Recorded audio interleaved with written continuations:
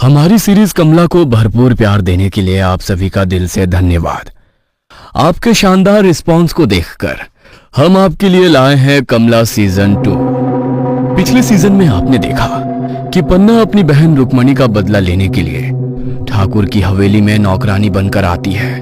हवेली में दुल्हन बनकर आई नई बहू कमला के ऊपर तंत्र मंत्र करके वो उसे मारने की कोशिश करती है, लेकिन सही समय पर तांत्रिक बाबा आकर कमला को बाधा मुक्त कर देते हैं। पन्ना की सच्चाई सबको पता लगने के बाद ठाकुर उसे पुलिस के हवाले कर देता है, लेकिन पन्ना जेल से छूटने के बाद एक बार फिर ठाकुर से बदला लेने के लिए निकल पड़ती है और इस बार तंत्र मंत्र की मदद से एक डायन में बदल जाती है। ठाकुर डायन से बचने के लिए यक्षिणी साधना करता है और पन्ना से अपना बचाव करने के लिए यक्षिणी से वचन मांग लेता है। जैसे ही पन्ना डायन ठाकुर को मारने के लिए हवेली में आती है, यक्षिणी पन्ना डायन को एक बोतल में बंद करके तहखाने में गड़वा देती है। अब आगे बरसों बीत गए थे। कमला के इकलौते बेटे कार्तिक की पत्नी रक्षा के गृह प्रवेश का कार्यक्रम चल रहा था। रक्षा बेटा, दाहिने पैर से इस कलश को गिराकर और घर के अंदर प्रवेश करो। कमला के कहने पर रक्षा जैसे ही कलश गिराने के लिए अपना पांव आगे करती है, कमला का पालतू कुत्ता बुरी तरह से उसे देखकर भौंकने लगता है। कमला और कार्तिक उसे संभालने की बहुत कोशिश करते हैं, लेकिन शेरू लगातार भौंकता ही जा रहा था। अरे यार, पता नहीं यार शेरू को क्या हो गया। वैसे तो ये बहुत प्यारा डॉग है, लेकिन आज तो किसी की बात ही नहीं सुन रहा है। शेरू की बुरी तरह भौंकने के कारण रक्षा की गृह प्रवेश की रस्म रुकी हुई थी। शेरू एक बार फिर से रक्षा की ओर झपटता है और अपने पंजों से उसका दुपट्टा खींच लेता है। शेरू से डरकर रक्षा यहाँ से वहां दौड़ने लगती है, जिससे दरवाजे पर रखे कलश में ठोकर लगकर चावल का कलश घर से बाहर की ओर गिर जाता है। शेरू के लगातार रक्षा की ओर झपटने के कारण कुमकुम की थाल भी रक्षा के पांव लगकर पलट जाती है और कुमकुम रक्षा के पांव में लग जाता है। जिस दुल्हन के कुमकुम लगे कदमों से घर के अंदर आने का चिन्ह बनता था, उसी कुमकुम से घर से बाहर की ओर जाते कदम पूरे फर्श पर छप जाते हैं। ये कैसा अपशगुन है? पहले चावल का कलश और अब ये कुमकुम। राम सिंह, शेरू को अंदर ले जाकर बंद कराओ। पता नहीं इसे आज क्या हुआ है। राम सिंह शेरू को अंदर कमरे में ले जाकर बांध देता है, लेकिन शेरू अंदर कमरे में जाने के बाद भी शांत होने का नाम ही नहीं ले रहा था। देर रात गए एक बार फिर शेरू भयानक आवाज में रोना शुरू कर देता है। ये कैसा डॉग है तुम्हारा? जब से घर में आई हूँ जीना मुश्किल कर रखा है इसने। अब रात में चैन से सोने भी नहीं देगा क्या? ऐसी बात नहीं है रक्षा, आज तक इसने ऐसी बिहेवियर कभी नहीं दिखाया। मेरे दादाजी कहते थे कुत्तों का रोना बेमतलब का नहीं होता।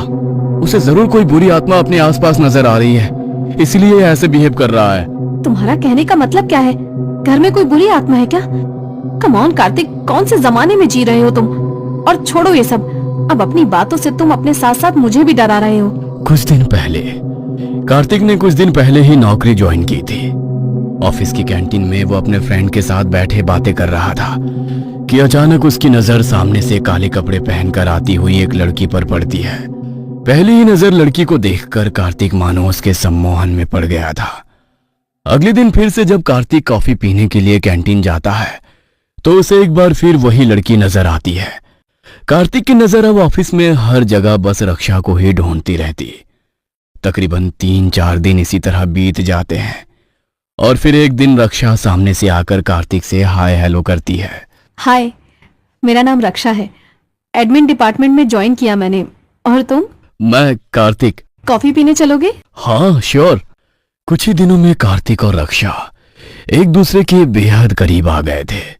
इतने करीब कि दोनों ने अपनी बाकी की सारी जिंदगी साथ में बिताने का निर्णय ले लिया था। ना जाने क्यों कार्तिक ने यह डिसीजन लेने में इतनी जल्दबाजी दिखाई, लेकिन ऐसा लगता था जैसे उसके सर पर रक्षा को पा लेने की धुन सवार हो गई है। बिना कुछ भी सोचे जल्दी ही कार्तिक रक्षा से शादी करने के लिए अपनी मां कमला पर दबाव बनाता है और 1 महीने के अंदर ही कार्तिक और रक्षा की शादी हो चुके थे। आज के दिन। अच्छा कार्तिक, तुमने बताया था ना कि तुम्हारा दानापुर में गांव है और वहाँ पर तुम्हारी एक बहुत बड़ी हवेली हुआ करती थी। मुझे पुरानी बिल्डिंग, किले, हवेलियां देखने का बहुत शौक है। प्लीज मुझे दिखाने ले चलो ना। और जब तक मैं गांव से लौट कर आऊंगी शायद तब तक तुम्हारा कुत्ता भी भौंकना बंद कर दे। तंग हो गई हूँ मैं उसकी आवाज से। नहीं यार, हवेली के नाम से मम्मी अपसेट हो जाती है। इसके अलावा कुछ और मांग लो। तुम कहो तो गोवा की टिकट कर लो। नहीं, मुझे गोवा नहीं जाना। रक्षा मुंह फेर कर सो गई थी। देर रात तक कार्तिक का पालतू कुत्ता शेरू भयानक आवाज में रोता रहता है और फिर अचानक उसकी आवाज आनी बंद हो जाती है। अगली सुबह। कार्तिक, जल्दी उठो। क्या हुआ? आप इतनी परेशान क्यों हैं? शेरू नहीं रहा। क्या? रात में तो वो रो ही रहा था ना, फिर अचानक कैसे? कुछ समझ नहीं आ रहा है। क्या हुआ, कैसे हुआ? मेरा तो दिमाग ही काम नहीं कर रहा है। शेरू की मौत के बाद घर का माहौल बहुत भारी हो गया था। इसलिए नई नवेली दुल्हन का थोड़ा मन बहलाने के लिए कार्तिक अपनी माँ से गांव जाने की परमिशन ले लेता है। गांव पहुंचकर ओह माय गॉड, इतनी खूबसूरत हवेली है तुम्हारी। मेरा तो दिल कर रहा है इसे देखती ही रहूं। अरे दूर से ही देखो बस इसे। हम लोग हवेली में नहीं, हमारे काका के यहाँ रुकेंगे। माँ ने हवेली में पैर रखने से भी मना किया है। प्लीज कार्तिक, मुझे हवेली में ही रहना है। अपना घर है तो हम गेस्ट बनकर क्यों रहें? मुझे देखना है ना तुम्हारा बचपन कहाँ बीता। Please please. रक्षा काफी जिद करती है, लेकिन कार्तिक हवेली में रुकने के लिए तैयार नहीं होता। रात हो चुकी थी। कार्तिक और रक्षा गांव के प्रधान के घर मेहमान बन के रुके हुए थे। लंबे सफर की थकान के चलते खाना खाकर वे सोने के लिए चले गए थे।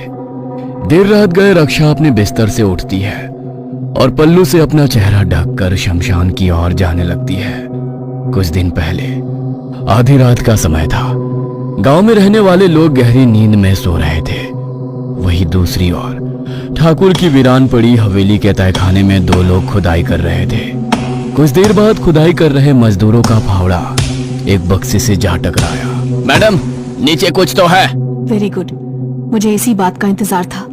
वो बक्सा निकाल कर मुझे दो और तुम दोनों जाओ। मजदूर खुदाई करने के बाद एक बक्से को जमीन में से निकालते हैं और रक्षिता के सामने उस बक्से को रखकर वहां से चले जाते हैं। अखिलेश ठाकुर की मदद करने आई यक्षिणी ने पन्ना डायन को बोतल में कैद करके ठाकुर की हवेली के तहखाने में गड़वा दिया था।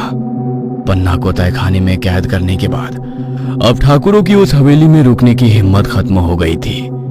इसलिए ठाकुर अपने परिवार सहित शहर जाकर बस गया था। जब से पन्ना डायन के तहखाने में होने की बात गांव भर में पता चली थी, कोई हवेली के नजदीक आने से भी डरने लगा था। हवेली पूरे इलाके में भूत बंगले के नाम से प्रसिद्ध हो गई थी। मजदूरों के जाने के बाद रक्षिता उस बक्से को खोलती है। बक्सा खोलते ही उसकी आंखों में चमक आ जाती है। सामने बक्से के अंदर एक कांच की बोतल रखी हुई नजर आ रही थी। रक्षिता जैसे ही उस बोतल को खोलती है, कमरे में तेज हवाएं चलने लगती है और एकाएक कुत्तों और बिल्लियों के रोने की आवाज सुनाई देने लगती है। एक धुएं का बवंडर सा उठता है और उसी के साथ पन्ना डायन आजाद हो जाती है। आपने मुझे पहचान लिया माँ। मैं आपकी रक्षिता, आपको झाड़ियों में पड़ी हुई मिली थी। आपने ही मुझे पाल पोस कर बड़ा किया। दुनिया के लिए आप भले ही एक डायन थी, लेकिन आप मेरे लिए मेरी माँ हो। आपने मुझे तंत्र मंत्र की शिक्षा दी और मुझे इस काबिल बनाया कि मैं अपने साथ साथ आपके ऊपर हुए अन्याय का बदला ले सकूं। रक्षा बेटा, तूने मुझे आजाद जरूर कर दिया है, लेकिन मेरी शक्तियां खत्म हो चुकी हैं। उस यक्षिणी ने मेरी सारी शक्तियां छीन ली है। अब मैं चाहकर भी कुछ नहीं कर सकती। इस गांव के बच्चे बच्चे की जुबान पर सिर्फ यही बात है कि पन्ना एक डायन है, लेकिन मैं जानती हूँ माँ, आप डायन नहीं देवी हो। मुझ अनाथ को आपने अपने सीने से लगाकर पाला। अपनी बहन को न्याय दिलाने के लिए आपने अपना सारा जीवन न्यौछावर कर दिया। वैसे भी कहते हैं ना, प्रेम और जंग में सब कुछ जायज होता है। आपने जो कुछ भी किया इस जंग को जीतने के लिए किया, लेकिन अंत में आपके साथ जो हुआ उसे मैं कभी नहीं भूल सकती। मैं आ गई हूँ माँ, और अब मैं आपका बदला लेकर ही रहूंगी।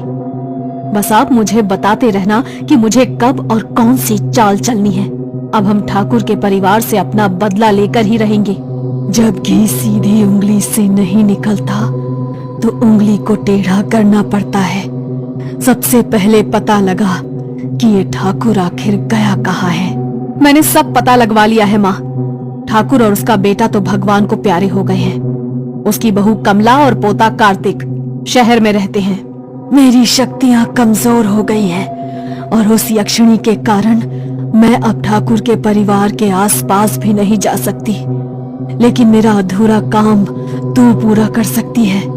मैं अपनी तंत्र मंत्र की सारी शक्तियां अपनी चोटी के माध्यम से तुझ तक पहुंचाऊंगी और फिर तेरे पास वो सारी शक्तियां होंगी जो कभी मेरे अंदर हुआ करती थी। पन्ना और रक्षिता शमशान में जाते हैं और वहां जाकर तंत्र मंत्र और काले जादू के माध्यम से पन्ना अपनी सारी विद्या अपनी चोटी के अंदर डालती है और फिर अपनी चोटी को काटकर उसे रक्षिता की चोटी के साथ जोड़ देती है। आज से रक्षा भी तू और पन्ना भी तू। अपना चेहरा पल्लू से ढकते हुए रक्षिता शमशान भूमि में पहुंच गई थी। शमशान में पहले से ही एक बूढ़ी झुर्रीदार चेहरे वाली औरत काले कपड़ों में बैठी कोई तंत्र साधना कर रही थी। रक्षिता भी जाकर वहीं बैठ जाती है। कुछ देर तक वो बूढ़ी तंत्र साधना करती रहती है और फिर एक पुड़िया में थोड़ी राख रक्षिता को दे देती है। एक बात का खास ख्याल रखना बेटा, अब तुम्हारे अंदर एक डायन की शक्तियां हैं। दिन के उजाले में तुम जितना कम बाहर निकलोगी तुम्हारे लिए उतना ही बेहतर होगा, क्योंकि सूरज की रोशनी डायनों की शक्तियों को कमजोर कर देती है। ख्याल रखना, दिन में तुम घर के अंदर ही रहो। जी माँ। रक्षा वो राख लेकर वापस अपने कमरे में आती है और एक नींबू लेकर बिस्तर पर सो रहे कार्तिक के ऊपर से 7 बार उतारने के बाद शमशान में लाई हुई राख के ऊपर निचोड़ देती है। राख को वापस छिपाने के बाद वो चुपचाप बिस्तर पर सो जाती है। अगले दिन तुम्हें गांव घूमना था ना, तो चलो आज तुम्हें घुमा कर लाता हूँ। मैंने कितनी बार कहा है तुमसे, दिन के उजाले में मैं बाहर नहीं निकल सकती। हम लोग दिन ढलने के बाद चलेंगे। ये कैसी बातें कर रही हो? रात में कोई घूमने का समय होता है? चमगादड़ हो क्या जो रात में घूमने जाओगी? मैंने कहा ना, मुझे दिन में नहीं चलना। कोई जबरदस्ती है क्या? तुम्हारी प्रॉब्लम क्या है रक्षा? अचानक से क्या हो जाता है तुम्हें? रक्षा को गुस्से में घूरते हुए देखकर कार्तिक वहां से उठकर चला जाता है। कुछ देर बाद रक्षा का मूड थोड़ा सही होता है तो वो एक बार फिर गांव घूमने की जिद करने लगती है। दिन ढलने लगा था। रक्षा और कार्तिक गांव की सैर पर निकल गए थे। कार्तिक उसे अपने खेतों की तरफ ले जाता है। रक्षा और कार्तिक बातें करते हुए जा रहे थे। तभी कार्तिक को ऐसा लगता है जैसे कोई उनके पीछे पीछे चल रहा है। मुझे बार बार ऐसा लग रहा है कि कोई हमारे पीछे है, लेकिन जब भी मैं पीछे मुड़कर देखता हूँ तो कोई नजर नहीं आता। अरे बाबा, वहम हो रहा है तुम्हें, कोई भी तो नहीं है। रक्षा ने हंसकर बात को टाल दिया था, लेकिन कार्तिक को बार बार अपने पीछे किसी के कदमों की आहट सुनाई दे रही थी। रक्षा, उधर पेड़ों के पास किसी की काली परछाई नजर आ रही है। मुझे लग रहा है जैसे कोई छिपकर नजर रखे हुए हैं हम पर।